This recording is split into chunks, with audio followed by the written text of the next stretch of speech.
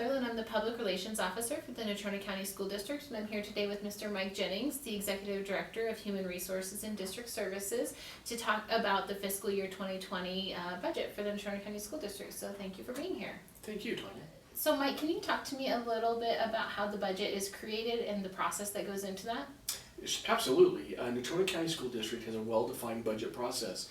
It's been a process that's been in place for many years, and it's at the direction of the Board of Trustees. So the Board of Trustees established what's called the Board Budget Committee, and it oversees the budget development on an annual basis of all facets of the budget. We have it at the district level, and then each individual school site also has a budget team that mirrors the same process. The process is well aligned within board policy that says it must be open and inclusive and involve all stakeholders. And so that's the budget process we have here at Natrona County School District. And can you talk to me a little bit about the guiding priorities that the Board of Trustees in conjunction with NCSD has identified for the development of the budget? So the Natrona County School District has an overarching strategic plan. It really is the focus of the school district, and it's focused on the outcomes for children as far as graduation, literacy attainment, and all the different areas. It's called a strategic plan.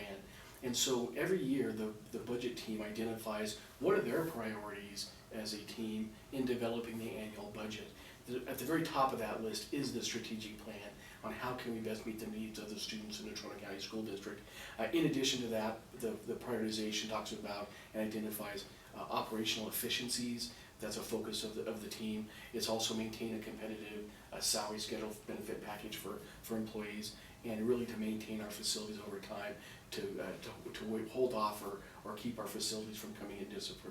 So as we move forward with the fiscal year 2020 budget, can you talk to me a little bit about some of the key components or the highlights that we're going to see moving forward through the next academic year? Absolutely. So you're going to notice within the fiscal year 2020 budget, it actually happened at the end of fiscal year 19, the Board of Trustees established what's called a depreciation reserve fund within the capital projects.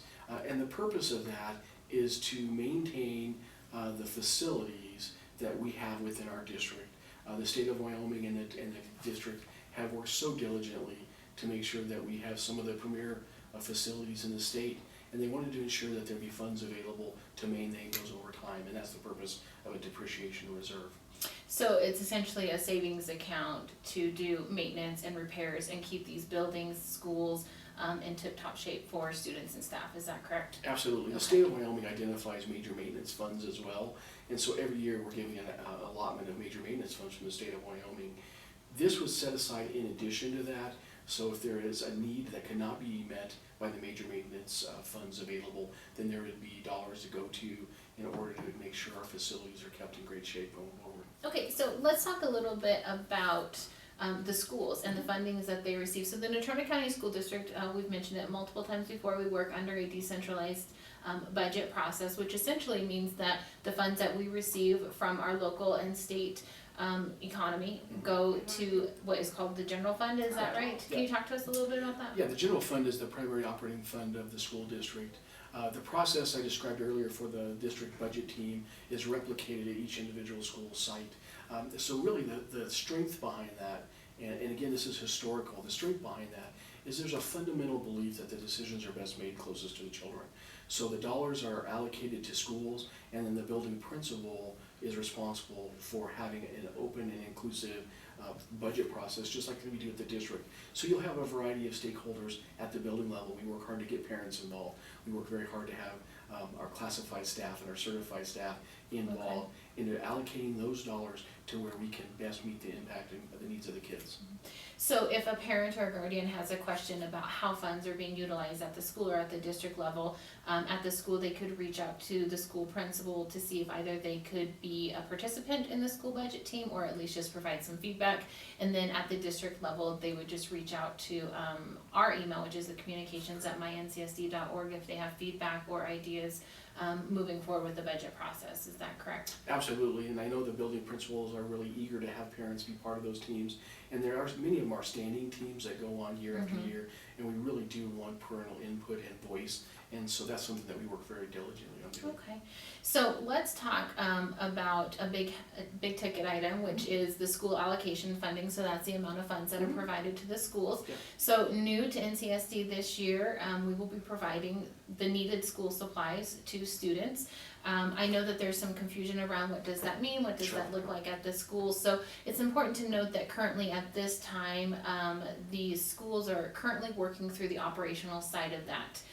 But can you talk to me just a little bit about how that kind of rolled out in terms of identifying the $45 for the needed school supplies for each student, and then also there will be no fees for students to take classes that are required of them or that are specific to their education. So let's just talk a little bit about that, because I know parents have questions. Absolutely. So the first one around the idea for school supplies for children, it's been a long interest of our board of trustees to keep the cost, if at all, to minimal for students to attend. And so the area of supplies is there, we could do it in. So very specifically, it's not a lot of money when you look at the overall operating budget of the district. Right. But what it does do is it ensures that kids do have the supplies that they need. What we need to focus on is that if parents do want to go buy supplies for their child, they can. Right. But it was a very simple process in identifying the dollars. It was looking at each of the supply lists that we had for all grade levels across the elementaries and middle levels, and coming up with an average per student cost. And so that's something that our parents aren't going to have to pay for. Right. And they have the ability, if they do want to do it, they can. We're really focusing on making sure that we're getting our local vendors involved. So Correct. we're encouraging our principals to shop local and work with our local vendors so we can keep those dollars here in Casper.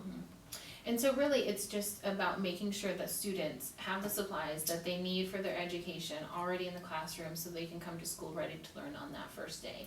And if a parent chooses to go out and purchase additional supplies for their student, that's absolutely fine. But any student that comes to school will have the supplies that are there and needed. So can you talk to me, as part of the school allocation funding, that there have been designated funds to kind of offset the cost? Because now if parents or students want to go to a theater production or a football game, there isn't going to be that cost at the gate to get in for entrance. Can you talk to me a little bit about that? Great question again. And really what the interest is to allow our community and our parents to attend events, musicals, games of our students free of charge. So each of our large high schools, within their budget, they were allocated dollars to take care of specifically that purpose. So there isn't a club or an activity or a program that's hurt by it. And it was really, again, for a nominal cost, we were able to open it free to the public. So let's address a couple of questions that we've kind of heard from our community and parents. So first off, there is no intention by the Board of Trustees in the Turner County School District to have the school allocation funding proposal that's going forward through the 2020 academic year to essentially create any sort of financial burden on teachers. So if a teacher or a staff member feels like they need additional funds in order to purchase the needed school supplies for their students to learn, they don't have to purchase that out of their own pocket. They can go to their school administrator or principal and just have the discussion and come up with a solution together. Is that correct? Yeah, the best place to do that, as I spoke earlier, is within the building budget process. And so we encourage all of the stakeholders to be part of that process so they can help provide solutions and answers to those questions that come up and be an active member. So really right now is the perfect time, and throughout the fall is working with the building principals and those budget teams to identify where the dollars are going. Right, and then throughout the year, I know the Board of Trustees in the district has encouraged the purchase of these supplies from our local vendors. And so throughout the year, those purchases may be ongoing, because there's not necessarily a magic closet somewhere where you can just house all these items throughout the school year. So there will be purchases throughout the year. And throughout the year, teachers can still work with their school budget team to identify the process for purchasing of those supplies. Absolutely, the idea was to purchase throughout the year and not to do a big, large, one lump purchase in the beginning, because you don't know what supplies are going to be used necessarily and what's going to be left over. And so for fundraising for athletic teams, activities, organizations and stuff, that's not going away. So the fees for admission are simply if you want to get into the gate to watch a game or watch a production or something along those lines. But those school teams if they're doing things for, outside of their normal realm of operations, so they need new uniforms, or, we see they go around and they do the discount cards and those types of things. There is no, sort of restriction being placed on those as long as they're following the fundraising protocol that's been in place in the district for a while now. So teams and clubs can still do that, so there shouldn't be any negative, impact felt as a result of that, is that correct? As you just said, fundraisers are very much allowed Okay. within the existing guidelines. There was no modification to that. And so teams or activities or clubs can do fundraising. This was specifically looking at admissions or gate Right, to activities and concerts. Right, so just kind of giving back to the community that's already giving so much to us. And I think that's an important thing to note as well. It's not, the language isn't free school supplies, right? Because this is already taxpayer money. Correct. We are simply, being fiscally responsible and finding ways to give back to our community that already gives so much to us and sends their kiddos to school every day to receive that quality education. Is that correct? Absolutely. For more information on the Natrona County School District Fiscal Year 2020 budget, you can visit our website at www.natronaschools.org, or you can check out our Facebook pages. We'll be posting updates and more relevant information for parents and guardians and staff throughout the year.